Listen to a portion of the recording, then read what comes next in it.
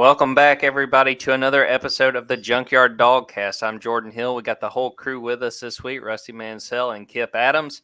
That's coming to you live on a Tuesday afternoon.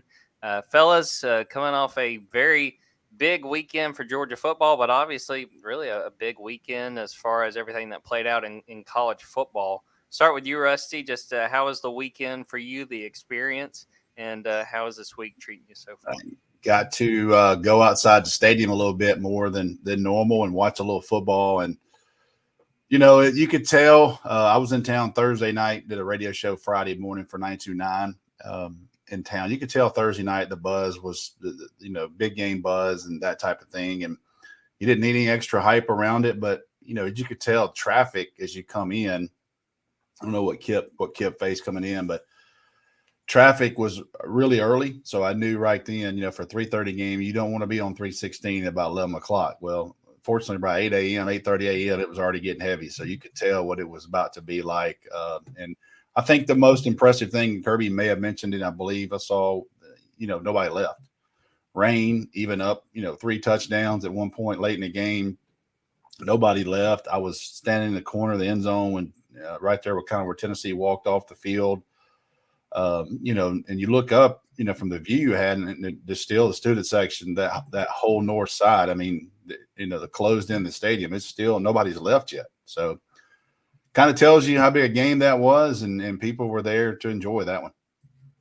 Kip, we were up there in the press box with me. Just what was the takeaway for you, and then again, what's this week been like for you? Well, it goes back to Kirby's call out. He asked the fans to show up, and I haven't been to as many games as the guys like you normally on the beat, but as far as times I've been in Sanford Stadium, I mean Georgia's up there, but they've never been known as like one of those top 2 or 3 as far as just the crowd noise, the impact. I mean, it was there, but it's not something that nationally is talked about, and there's no doubt that's changed now. That's the loudest I'd ever seen Sanford Stadium. And it was clear they made an impact in the game. I'm not going to sit here and say that decibel meter that was on the video screen is anywhere close to accurate when it was showing 132.6 or 127s all throughout the game, but it doesn't matter what the number was. I mean, you had 7 false starts from Tennessee's offense. That place was rocking. I mean, even when it was raining, they did not let up. And as far as just the overall experience of watching that, you can't help but be impressed by that. That aspect of that game, the fans came through, and Kirby Smart knows now he can rely on the Georgia fan base to show up, just as they did at Notre Dame, just as they did, in Charlotte. They can take over towns, and they can have an elite crowd experience that affects the opposing offense. And I think that was just one of the most impressive things I saw over the weekend. I got to laugh at that comment. Kip's hair has me thinking repeat. I ain't even. I'm not even going to dignify that. It's a cheat, man, but I'll give you credit for that one. Better call dog. It is strong. It is strong. His hair is strong. Look, I wish I could spike mine up still. No doubt about it. We're all very envious of Kip's look. That's for sure. Well, let's get into the game, the Tennessee game. Georgia wins at 27-13. As a lot of people have pointed out, it was never that close. Georgia jumps on Tennessee and hangs on. I think it might have been 24-6 at halftime. Tennessee gets a late touchdown, probably about 5-6 minutes left in the game. I'll start with you, Rusty, just talking about the play on the field. What stood out the most to you about what Georgia was able to do, how they were able to shut down Tennessee defensively, and also the fact that Georgia was able to produce as many big plays as they did on offense? We didn't have a podcast Friday, so I was in Athens Friday. Thursday night, was around town and talked to some people, close to the program. And the word of the week was physicality and be physical with them. And I think when you look back, and I've watched this tape now twice, just the defensive series, even when Tennessee called a ball, they got hit. And I think that was kind of the message. Let's see how physical Tennessee really wanted to get, because they're a finesse offense. They are explosive. They want to run by you. They want to get you on your heels and do those things. Two things that stood out to me was the physicality of Georgia's defense and really and truthfully the inability of Tennessee to run against a 5-man box. I don't know that I've seen that. When you got the numbers like that, that's a good situation to be in. That's what Tennessee stresses you because they spread you so far out. You cannot help but play 5 in the box. So that's exactly what they want to do to you. They did exactly what they wanted to do to Georgia. They were unable to control the line of scrimmage 5-on-5. And, it had 42 carries for 94 yards. I believe that's right, Kip. That was shocking to me. So if I'm Tennessee, even if you rematch at some point potentially, that's a big concern because you were unable to run the ball 5-on-5. And that there's no way they thought that was going to be a problem. Maybe not winning some 50-50 balls, crowd noise, but you always think you're going to have shorter distances on those chains because you're going to run 5-on-5. It just doesn't happen. But, man, Georgia shut that down. I mean, those 3 down linemen, they kept rotating. Those 2 linebackers are in the box.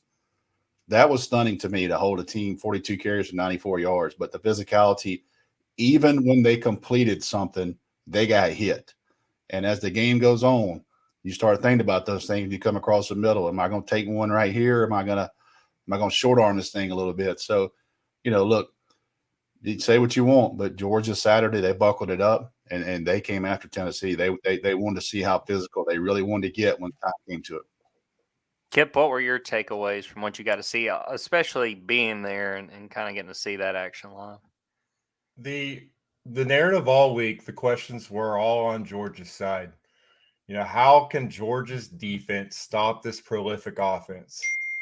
And what Georgia's coaching staff credit, Kirby Smart, Glenn Schumann, Will Muschamp, these guys know football. And you could tell, like Rusty said, their plan was to play man. And this secondary, which we had talked about, hadn't really been tested, kind of young, had given up some plays here and there. The thing that stood out to me was you look at Malachi Starks, you look at Kamari Lassiter, you look at Keely Ringo and Chris Smith. They made 29 tackles. 24 of those tackles were solo tackles. They were all out there on an island, but at the same time, they didn't need help. They tackled their man. And even if it was a 6-yard gain, it was not a first down. It was not a big play. And that allowed them to continue to play their defense. And that really stood out. The other aspect of Georgia's defense was the fact that everyone talked about those sack numbers. Georgia's blasting the league in sack numbers, only 1 sack a game. Can they get pressure on Hendon Hooker? The thing about it is that Georgia's defense has gotten pressure better than any team in the conference this year. It was the opposing quarterbacks were getting the ball out quickly. Well, what does Tennessee's offense try to do? They try to stretch it out and push the ball down the field. Well, that takes more time. And when it takes more time, it allows these guys to get home. And Georgia did get home. They got credited with 6 sacks. But I think there were a couple tackles a little bit behind the line of scrimmage that got credited for no loss. It really should have been 8 sacks in that game. But it was 14 on 3rd down. They got Tennessee off the field. Yeah, and the pressure was there. And I think the narrative's flipped now. Georgia's secondary, Georgia's defense in the biggest game. The Georgia coaching staff had a great game plan, but at the same time, it's not really – you can only coach so much. Your players have to know what they need to do on the field, and they obviously did. They had the game plan. They stuck to it. And like Rusty said, you talk about physical, the mentality of this program and what Kirby Sparks tried to install is clear, is that they want to physically dominate. They want to wear teams down on both sides of the ball.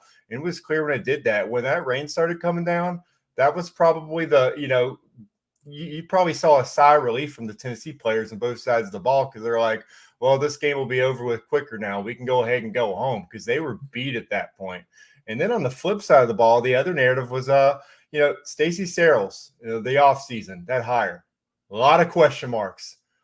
A lot of eyes were like, wait, that's who they hired? And here we are. We're 9 games in. Georgia's offensive line, number 1 in the SEC in sacks allowed. And they're throwing the ball more than they ever have. 0.78 sacks allowed per game. That's number 4 in the country. Tackles for loss allowed, number 1 in the SEC, 3.78 tackles for loss allowed per game, number 7 in the country. statistically right now, this offensive line is playing better than any other offensive line in the SEC. And they're a top 10 unit in the country right now. And should, have a good chance to be a finalist for the Joe Moore Award yet again. So we've gone from Sam Pittman. We've had, obviously Matt Luke did an outstanding job. And they passed the bar to Stacey Searles. And so far, he's gotten it done too. So you got to give credit right now, as we sit here 9 games in. He's done an outstanding job with this offensive line. And I thought Devin Willock in his first start did a very good job at left guard as well. But you got to give credit to him as well. The coaching staff has Georgia playing at an elite level. And again, back to the defense, they're starting to play. I mean, they're not the step down from last year's defense has not been near as as noticeable as everyone thought. Yeah, I thought you made a good point bringing up Devin Willock. I mean, coming in there and making that start, and I mean, there was no sign of drop off. I thought the offensive line played great. And, I was really sort of struck by the fact coming into this game, I thought if Georgia turned the ball over, they could find themselves in trouble. That very first drive, they fumble, and I'm sitting up there thinking they just gave Tennessee a short field and a shot, not only one for Tennessee to go down and take the lead, but to kind of zap that Sanford Stadium crowd. I don't think anybody would have left if Tennessee gets the lead first, but it would have kind of slowed them down a little bit. Credit to the defense for stepping up. And again, credit to that crowd. Rusty brought up how bad Tennessee was on third down. Well, look at a lot of those third downs were third and longs because of false starts, because of how the noise affected that game. A lot of people talked about the fact that, that only wound up being a 13-point win. Go look at that third quarter. Georgia's drive was like 8 minutes and 50 seconds. I mean, I compared it to a snake just kind of like constricting whatever. It drives people nuts with Kirby Smart, especially we don't bet. But if you were to bet on Georgia and the overs and those things, if Georgia gets a lead, they're going to shut it down on you because you're not going to score. And that's exactly what they did. They threw the ball how many times? 4 times? Something like that. It was not, and they didn't have to. And they converted 3 third downs. I mean, at that, I thought the game was pretty much in Georgia's control once Keeley made that interception in the second quarter. But if you're a Tennessee player, they kept getting, especially on defense, they kept getting Georgia in third downs. Probably 3rd and 5, 3rd and 6, and Georgia kept converting.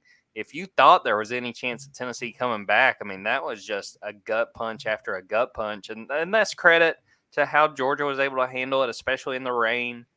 Kirby talked after the game about once that weather kind of moved in, look, we kind of wanted to do exactly what they did. They just kind of wore out the rest of that game. And, again, Tennessee doesn't find the end zone until really late in that game. And just an outstanding performance. How about that punt? I've never – the only punt I can – I had to bring up that punt now.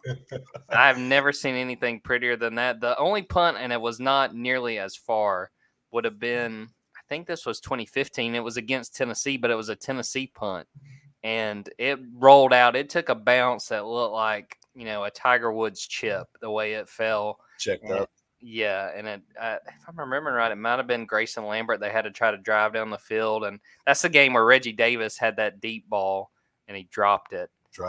And then Tennessee wound up winning. But, oh, my, just an outstanding punt by Brett Thorson. And you got to give the punters love when they pull off something like that. That looked like something from like a Madden video game. He just dropped that thing in there. His reaction, coming off the field, and the team, you can imagine. I don't even know what time it was in Australia, but somebody was watching. Some of his boys were staying up watching it, thinking, "What in the hell is he doing?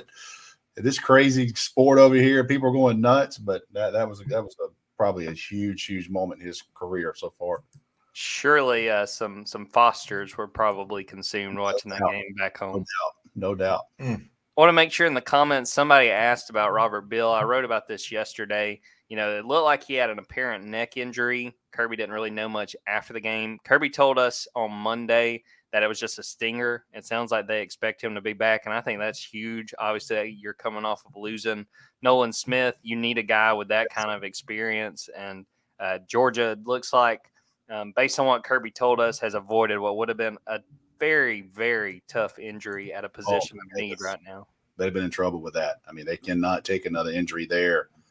just don't have the experience or the depth at that edge. And think about these COVID years. Robert Bill's back 6 years. I mean, it's invaluable now what's going on. We're going to take a quick break. We'll talk a little bit more about that Tennessee game, specifically the recruiting ramifications from it, and then talk a little bit about Mississippi State.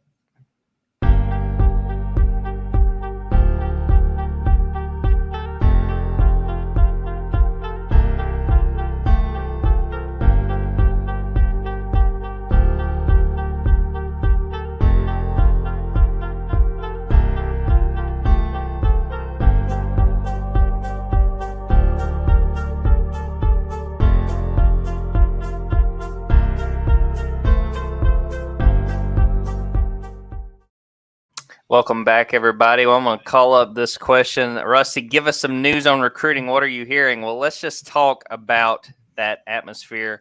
Obviously we had a recruiting, pretty much a recruiting only podcast last week, just preparing for Tennessee and the amount of visitors Georgia had.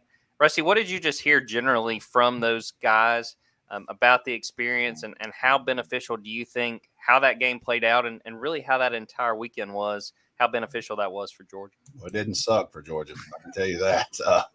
You can't pay for that type of advertisement from the crowd to winning a game like that. You hope things go that well. You look, Tennessee side, when they beat Alabama, they had a bunch of major recruits up there. It's a huge deal to have that type of environment, to have those players. Here's the one thing that Kip and I kind of understand because we've been doing this so long. And I get the scope of it. Everybody wants to know about 2023s, but you don't really piece together how many future SEC players in the 2025 class were sitting there watching that and the impression that puts on them as they move forward. Like that, nothing's going to measure up to that, maybe ever or for a while, for that atmosphere. How deep the talent was there. I think, to me, the news of the weekend, and I've been pronouncing his name wrong. I was corrected. It was Damon Wilson, is what I've heard. The five-star edge player out of Venice, Florida, comes up, and that was kind of an unplanned visit. He and his dad come up for one more time, and that was big for me to see him back on there. He's Georgia. People that follow us every day knows Georgia needs depth at edge. Well, go watch his tape. You want to watch a dude in a frame that can bend and natural ability to rush the passer, set the edge. I mean, there's only 3 or 4 guys like that per class. And he's certainly one of those for me. If Georgia can land him, it didn't hurt to have him there. Now, will he go to Ohio State, Michigan? We'll find out in a couple of weeks. But Georgia had him up again, and that says a lot for me. Justice Haynes, can't go without saying anything about Justice Haynes. And I get text and people calling me. And, I'll say this. I've been very open. The communication between Justice Haynes and Georgia has never stopped. Now, obviously the ties, he's committed to Bama. Every time he has said something in public, he has said he is committed to Alabama. He comes on this visit. He meets with Dell McGee, his mom, his dad, a couple of friends came with him. They met with Kirby Smart. They met with Georgia staff. So it doesn't hurt Georgia at all. That's one of those things you kind of wait and see. Does he come back? Does Kirby get in home with him in December? When you get those in-home visits, does Kirby Smart get into his house? Those types of things. So communication's there. He takes a visit, but per Justice, everything he has said publicly, that he's still committed. And you saw Steve Wilfong had a really good piece. If everybody got a chance to read that yesterday, he interviewed his dad, Veron Haynes. He said, "Look, I've told him to do his due diligence. Make sure you look at everybody. Before this thing's over with." So, those words to me were kind of interesting. We'll see where it goes, but he is an elite prospect. He has strong ties to the University of Georgia for those reasons. But I think this is one of those weekends where you go back, maybe a year from now and go, hey, they turned the tide a little bit there with that guy or this guy. We'll see where it is. But you cannot put a price tag literally on what it was like to have those people. And I'm always the operation type guy. I asked a couple players, hey, was logistics bad getting to the stadium? Were you guys able? And there was no issue. So that tells you the scope of how many people Georgia has, because that was the largest, I believe, group of recruits they've ever had under Kirby Smart. Not just star-wise, I mean like people-wise, total number-wise. So getting those players from where they park into that stadium, everything logistic-wise. So it tells you how organized that department's ran right now and where they are, because you want to make sure those game day visits are just as important. And, Kirby Smart having all that talent in there to walk around, had official visitors. Sam Mpemba is a guy we get a lot of questions about. I still think I like where Georgia is right now with another 5-star edge guy out of IMG. So we'll have a ton. Kip had some stuff. Steve Wolf on. This will be one of those deals we'll have to cover all week. Put up some notes. Put up a really good note, I thought, last night on 4-star defensive tackle Devin Hobbs. So out of North Carolina, big-time prospect. So a lot of recruiting stuff this week. If you want to join the site for pennies on the dollar, literally, this is the time to do it. Yeah, our board was covered in intel and all kinds of good recruiting stuff these last few days, and that is not going to stop. I can guarantee you that. Well, Kip, you and Rusty had worked on a dog treat story, just talking about some of the things you guys were hearing and what you took away from the weekend. But what were some of the things that stood out to you and some of the things you had heard or some of your just overall takeaways from how the weekend went? Yeah, you talk about top 100 defensive lineman Devin Hobbs. He's closing out a decision. I think it's November 25th. This is one we're coming into the weekend. Tennessee was kind of the team that had all the momentum. And now you look at his recruitment, it's probably in that too close to call range. We're still kind of coming off the Georgia weekend. And as Rusty said, it's better just to give it a couple of days, because they're just getting back home. They're thinking about everything. They got that visit buzz in their head. That's positive for a program, but that, you have to see what the lasting effects of the trip were and where he is in the decision process. And that's kind of where things are with this guy, 6'4", 262-pound prospect out of North Carolina. I think right now, Georgia's put themselves in a position to, not just be ahead of the table, to be a program that could land his commitment. And this is a defensive line class that, again, Trey Scott continues to stack that position room. Had 3 guys drafted in the first round last year. Everyone talked about, how are they going to, move on from that and reload. I think that's exactly what he's trying to do in this class. You put him with a guy like Jamal Jarrett. Those are guys that can really make an impact at the next level. So I think Georgia has a chance there. We're going to continue, like Rusty said, to follow up and see what we hear there. I think the other thing that's kind of interesting was just the fact that Georgia had a couple wide receivers committed to other programs in town. You look at DeAndre Moore from St. John Bosco in California, committed to Louisville, top 100 prospect, and then Anthony Evans, the Oklahoma commit out of Texas. And that was a guy that we thought would be already in Georgia's class. One of the more surprising decisions in this cycle. But obviously, Georgia continued to stay in communication with him. And I think right now, you look at this wide receiver class, that's obviously a position everyone's kind of asking about. Is Georgia going to continue to try to upgrade at the wide receiver position? Those are 2 guys that'll change that room real quick for Georgia, especially Anthony Evans with that speed. Moore is a guy that can kind of do a little bit of everything, and you add that to a group with Tyler Williams, Yazid Haynes, who continues to look like a steal for Georgia's coaching staff. That's the one.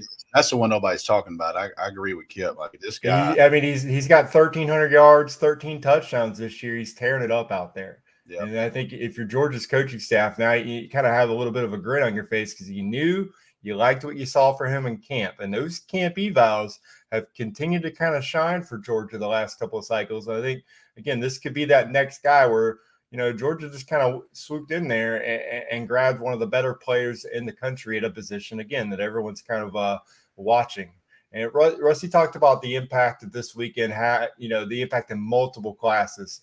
Ellis Robinson, number 1 cornerback in the country for 2024, comes out of this trip telling me and telling the other people, Georgia's the team to beat right now. That is a clear, impact of a visit, a guy that Georgia's been in good shape with throughout, the last year. But anytime you can get a kid to saying that the outlet leader in a day and an age where we're used to seeing, top 30s at this point in the recruitment, maybe trimming things down to top 20s and edit every other week with the top 20 at the time. Anytime you can get an outright, Georgia's number 1 for me right now, it's got to make you feel good, at least where you are in his recruitment right now. And then kind of flipping that to 2025, top 100 quarterback Antoine Hill Jr. Out of Warner Robins. Just the quote that he had kind of stood out in my mind. He came out of that visit being in Sanford Stadium and said, Georgia's making it hard on other teams to recruit.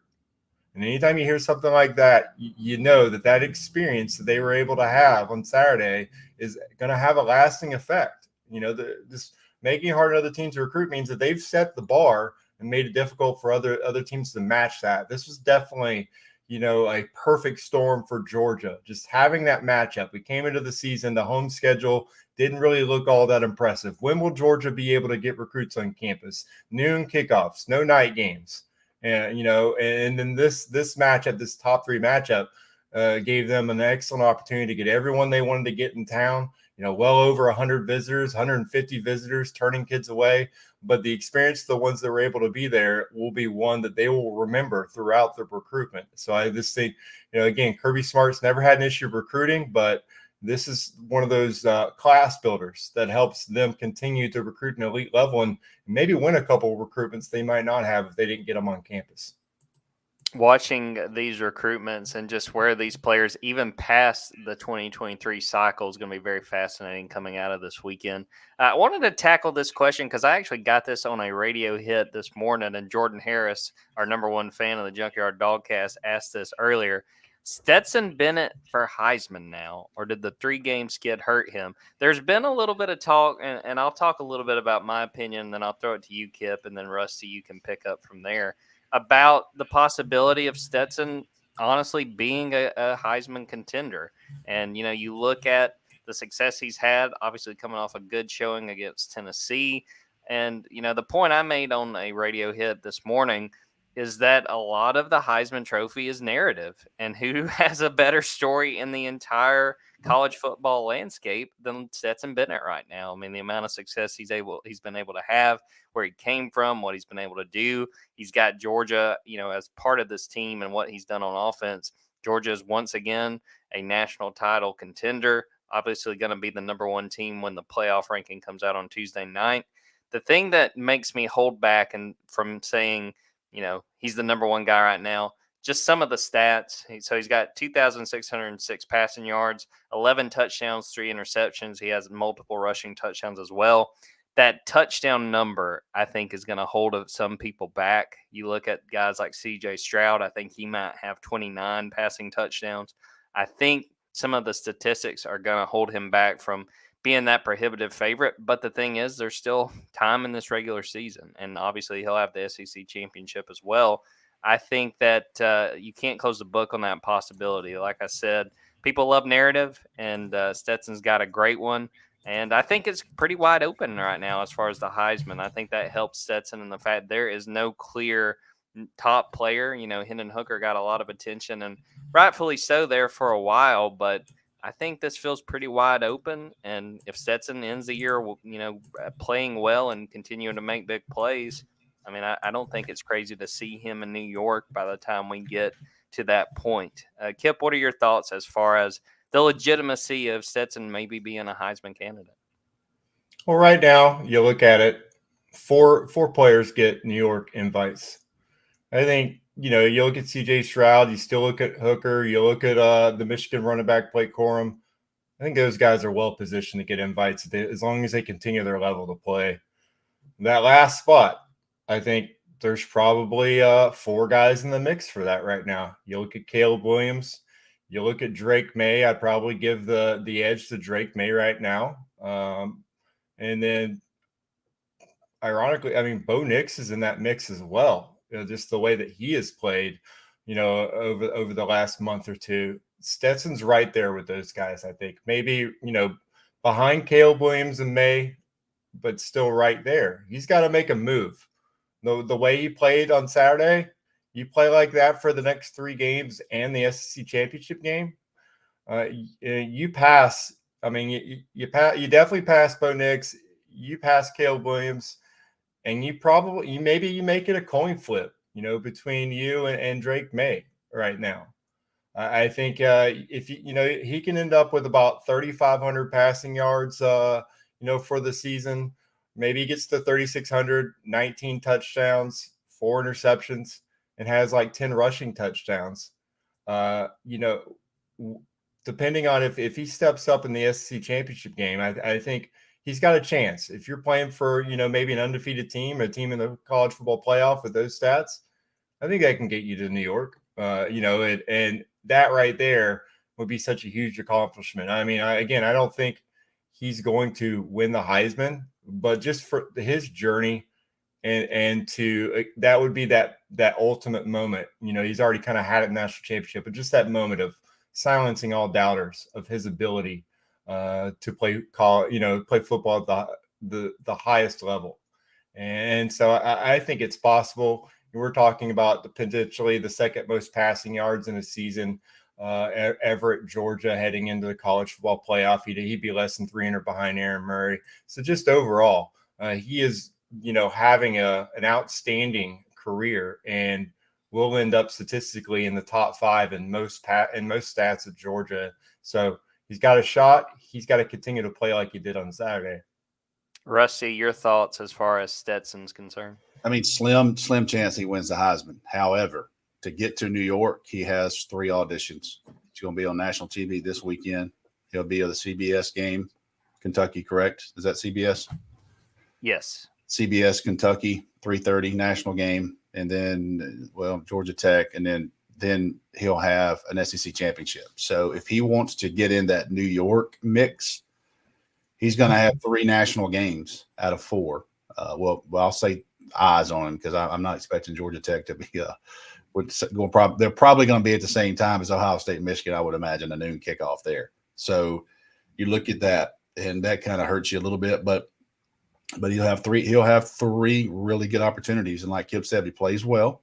I could see him getting a chance to get to New York, which is an incredible part of this whole story. Now, he'd have to come unhinged to win the Heisman. I mean, he would have to literally 4 or 5 touchdowns and just light it up because there's other teams. Like you said, C.J. Stroud's going to have a huge game against this. And, where's Bryce Young and all this, I mean, what happens with him and those types of things. So Drake May's a guy flying under the radar. I agree with Kip as well.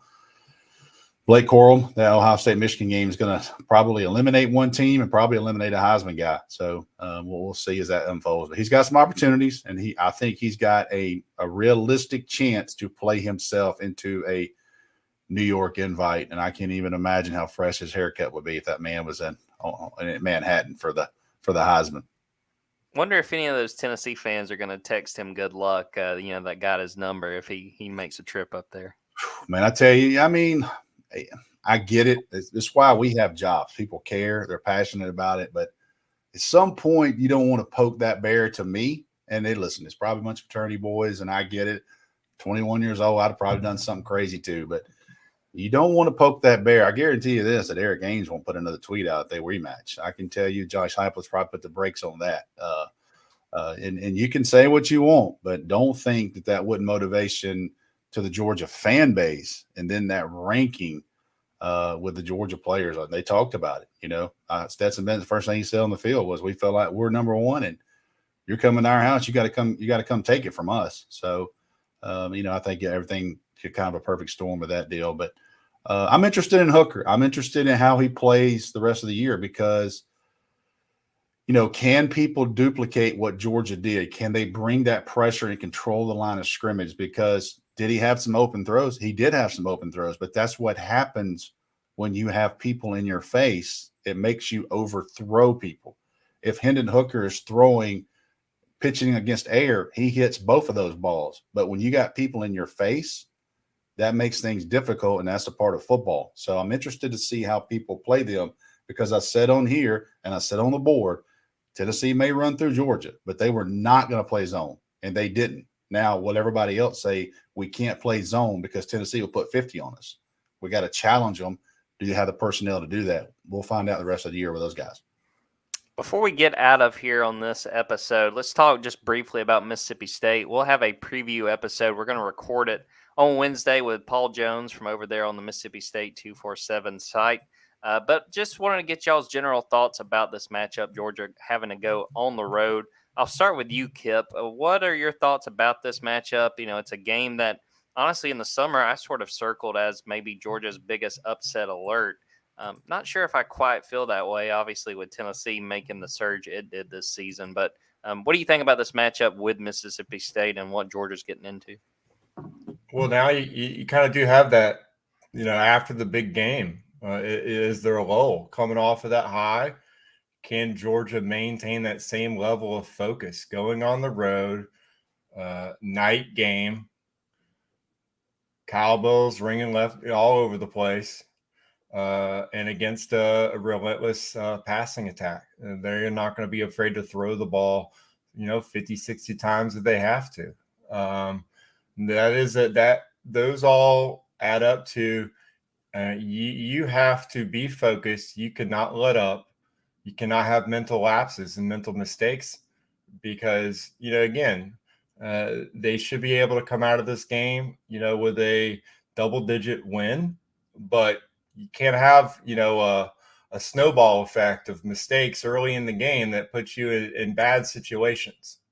You have to come out and continue to play the same level of football that you showed against Tennessee and build yourself a comfortable lead so where you can settle in an opposing SEC stadium and continue to use the playbook on both sides of the ball that you're most comfortable with, because you do not want to get in uncomfortable situations and have to do things that you're not used to doing. And so that's really the key for Georgia. The matchups in this game favor Georgia well, but again, you got to make sure that they don't have time to push the ball down the field, because they're going to try to do that against Georgia.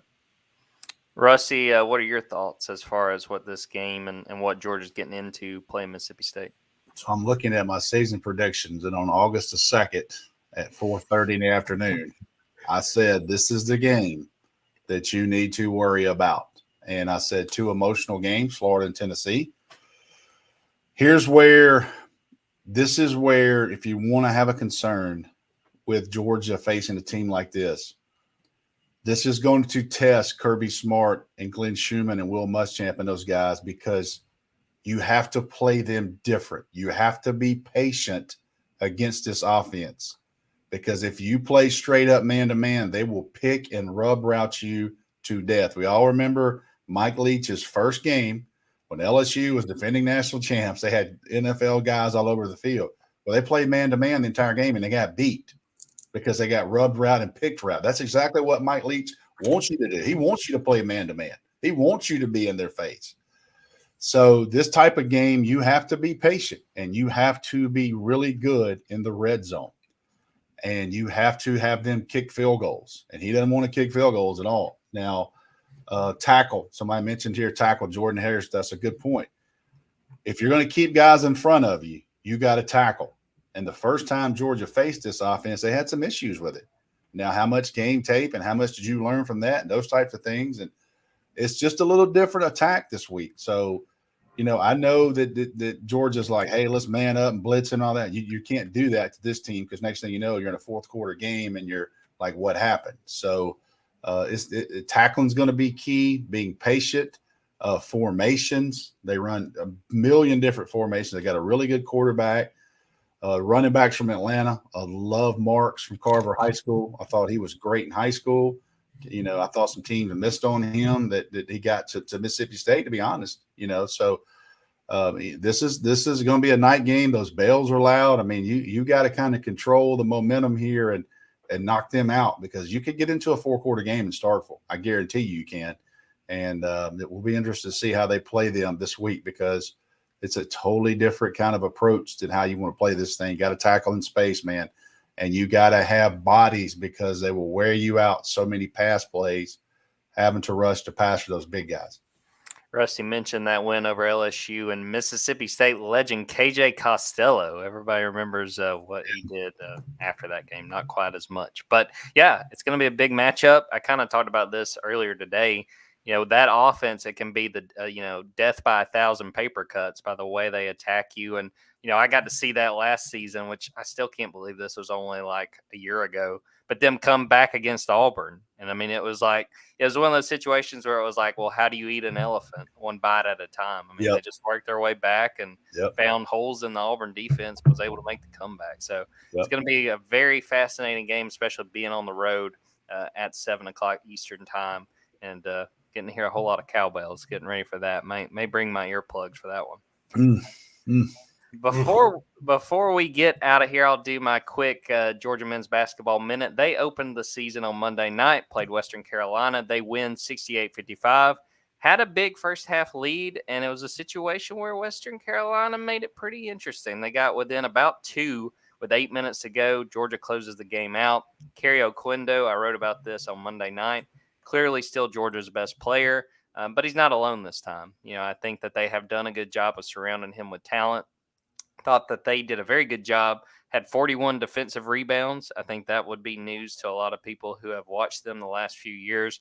Thought they looked like they played hard, thought they played much better defense than we saw during the 2021-22 season.